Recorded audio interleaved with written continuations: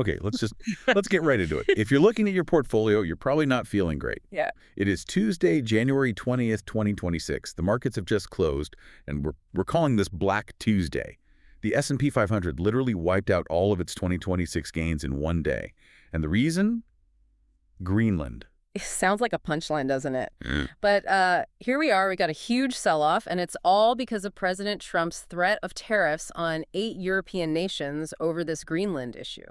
But, it's not really about the island. It's about a sudden, deep crack in market psychology. And looking at the numbers today, wow. It is just a sea of red. The Dow, NASDAQ, S&P, they all just fell off a cliff. The NASDAQ got hit the hardest, down over 2% to, around 24,960. Yeah, and the chip sector. Oh, the SOS got hammered. Absolutely hammered. And this wasn't just a U.S. problem. Europe looked just as bad. The German DAX fell over 1%. Everyone's terrified about what this does to their auto exports. But the really fascinating thing isn't that it happened, but why? Why did a headline about Greenland cause a global meltdown? That's the part I'm stuck on. I mean, is the market really that brittle? It just feels like a massive overreaction? Well, this is where that old idea of Homo economicus, Yeah. the rational economic actor, just, it dies. Gunther Dweck wrote about this. Today proved the market isn't rational. It's not calculating the cost of these potential tariffs. It's pure herd instinct. Logic is out, fear is in. So it's a panic. Mm-hmm. But there's something else happening too, right? I saw gold hit a record high. Exactly, and that fits perfectly with Safety and Amis's work on time preference. Essentially, when a government creates these artificial political barriers, investors stop thinking long-term. Their time preference shortens. They want safety right now. So they run to sound money. They run to sound money, they dump government-controlled assets, and buy things like gold, which, hit $4,761 today. Okay, so the mood is fear. Let's talk numbers. For anyone staring at this wreckage, where are the key support levels for the rest of the month? Our JRCH models, which, just predict volatility. They're flashing red. It's going to be bumpy. For the S&P 500, that big psychological floor is right around 6,650. If we break that, we could be in for some real pain. And the NASDAQ. The NASDAQ has a bit of a wider range. We're seeing support somewhere between 23,800 and 25,200. So is there anywhere to hide? Usually when the U.S. gets sick, the rest of the world gets pneumonia. Well, surprisingly, yes, there's an outlier. It's Korea. Now, the main Cocoa SPI index is probably going to be weak, maybe around 4,800 because of foreign selling.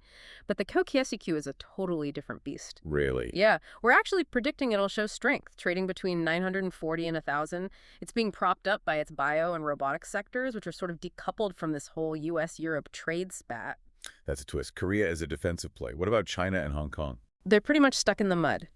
The Hang Seng is trapped in a range, let's say, between 25,500 and 27,200. A name like Baidu will probably just trade sideways, bouncing between maybe $135 and $152. They're just caught in this tug of war between their own stimulus and U.S. pressure. Okay, so we've got the context, we've got the levels. How do we actually trade this chaos? What's the quant strategy right now? The immediate move is risk off. Simple as that. Our models are screaming to cut equity exposure maybe from 70% down to 45%. You want to be long things that thrive on fear: gold, silver, and the VIX. And on the short side? Short the most vulnerable. That's the Magnificent Seven U.S. tech stocks and German autos. They're on the front line of this. Right. But what about the brave souls who want to buy this dip?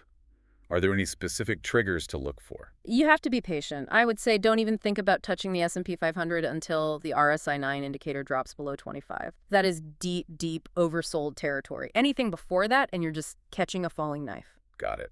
Don't be a hero. Is there a pair trade that makes sense here? There is. Consider going long closed AQ and short U.S. tech. You're basically playing Korea's specific sector strength against the broader regulatory and geopolitical risk hitting the U.S. market. That's a very clear playbook. So to sum it all up, the market has fundamentally shifted. It has. Our Markov chain models show the probability that we're now in a sustained crisis state has jumped to 48%. The bull state is, for now, on hold. 48%. Wow.